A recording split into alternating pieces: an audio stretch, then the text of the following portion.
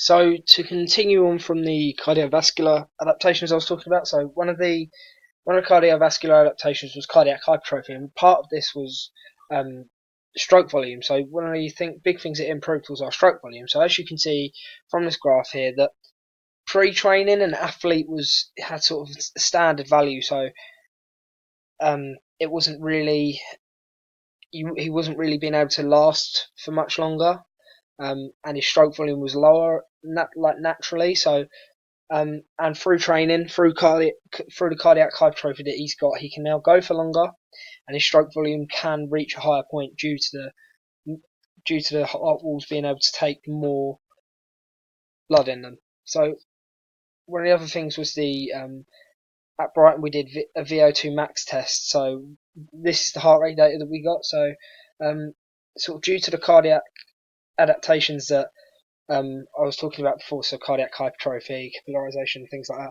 that. We should hope to see more of.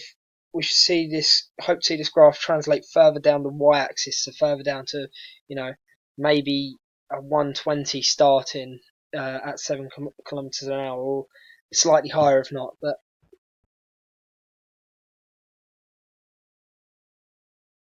and also with the graph translating further down, we should hope to see more of a steady gradient, due to our body becoming more efficient at distributing blood around the body, and also the cardiac hypertrophy, meaning the heart can pump more efficiently.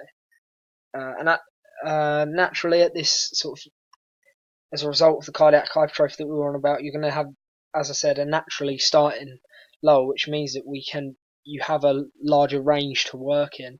As you can see here, they're nearly maxing out at 200. Whereas now they'll be able to work at a more steady gradient, and for a longer period of time due to their heart being stronger. And lastly, we have the VO2 max oxygen consumption profile from the test we did at Brighton. So, along with the heart rate graph that I mentioned, that I just showed, I expect this VO2 max graph to change due to our body's cardiovascular system also becoming more efficient, and the main adaptations that would make an impact on this graph, the changes in blood volume and capillarization, as this is what affects the oxygen consumption most. So if there's more blood being carried around, so if there's more red blood cells and plasma being carried around, it means that there's more oxygen being carried around, and there is also more oxygen being carried away, more waste products being carried away from the working muscles, as I mentioned before. So it means that if there's a large capillary bed it means there's more oxygen to diffuse into the muscles, and if there's a higher capillary bed count, so a higher density of capillaries, and there's also a larger blood volume, that means that there's more oxygen to diffuse. So it means more oxygen is going to diffuse, regardless of how much oxygen is being brought in, but there is being more oxygen brought in, which means there is more oxygen to be able to diffuse over. And also that due to these adaptations, you should hope for the line to be more of a steady gradient, and you should hope to be able to work longer, as you're going to be consuming a lot more oxygen and consuming it a lot more efficiently. So next is the sort of respiratory adaptations that come along with aerobic training again.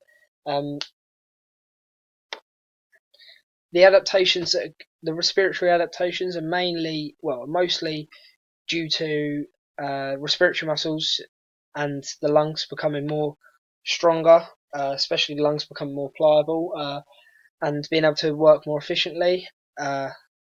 So as a result, ventilation, especially with the lungs, ventilation increases during exercise, and it can increase to a higher value due to our bodies being able to bring more air into the lungs, and also it leads to a larger tidal volume, as more volume, a higher volume of oxygen and air can enter the lungs, and a higher volume can leave the lungs, as the lungs are allowed for a larger stretch and more oxygen being able to be brought in. So, and along with that, with the respiratory muscles, it means that they can open the cavity in which the lungs expand larger, due to them being stronger and being able to work more efficiently. So with this increase in ventilation, and also the for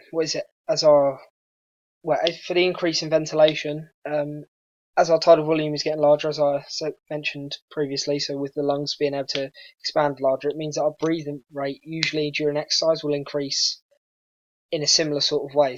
But however, at rest and at submaximal, at rest and at submaximal exercise, due to our respiratory muscles becoming stronger and more pliable, it allows for the lungs to expand further, which I explained before.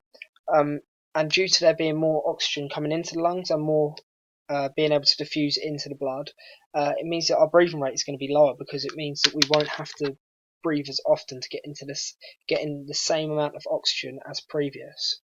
So as I just mentioned, our respiratory muscles are becoming a lot stronger. So as our respiratory muscles become stronger, and as a result of them becoming stronger, they can work at the same levels as before we started training. They can work at the same force or the same levels, but using less oxygen, as they're going to be more efficient and they're going to be stronger. So the force that they were producing before training would have consumed a lot more oxygen than now, due to them becoming stronger and more efficient.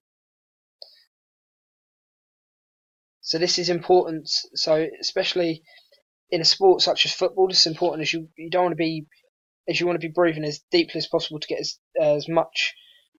No, you want to be exhaling as deeply as possible and as forcefully as possible, to get as much CO2 away from the body, to ensure that you don't fatigue too quickly over the game. So especially with the respiratory muscles getting stronger, so do the accessory muscles, which help exaggerate the active expiration of all the waste products that we produce during exercise. So in football, we don't want to be fatigued quickly. We want to be able to work for long periods of the game, and we want to be able to still run as fast. You still want to be able to think as quick. You don't want to be as fatigued as you don't want to be very fatigued. So this respiratory muscle strength becoming larger, it means that we can have a larger tidal volume. So that means we're getting rid of more. It means that we are using a lot less oxygen as not a lot less. We're using less oxygen for our respiratory muscles, as they're working at the same levels as before, but for less oxygen.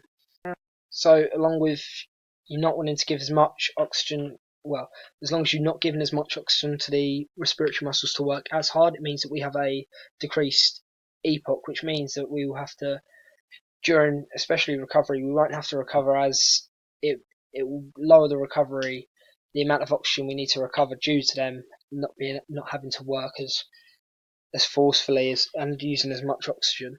So our vital capacity also becomes larger, due to the lungs being given more space to expand, and that means that more oxygen can enter and leave the lungs. And this is also important to any athlete, as the higher vital capacity, the more oxygen and nutrients that they can get into their blood, and this also means that they can expire a larger amount of carbon dioxide with each expiration, meaning that you'll fatigue at a lower rate. And this is important for football, as I've explained before. The higher density of capillary beds around the alveoli means that more oxygen and carbon dioxide can diffuse into and away from the muscles, meaning that we're more efficient at getting rid of the waste products. So this is where the respiratory adaptations and the cardiovascular adaptations sort of mix. As the higher, there's a higher amount of there's a higher density of capillary beds, which means more oxygen can diffuse into the blood to be carried over to muscles. So as mentioned before, you want to be limiting your EPOC as much as possible, as it means you can recover faster. So if your respiratory muscles are working more efficiently, it means that there is going to be a lower oxygen deficit. Usually this is roughly, it's in sort of any area of the EPOC, like a sort of, it's all sort of recovered at the same time, especially with respiratory muscles, as they don't really work alactic or lactacid in the lactacid system. So it's a mix between. So if we are using less oxygen to work our respiratory muscles or our cardiac muscles, it means that we have a lower oxygen deficit, and it means that we can recover faster.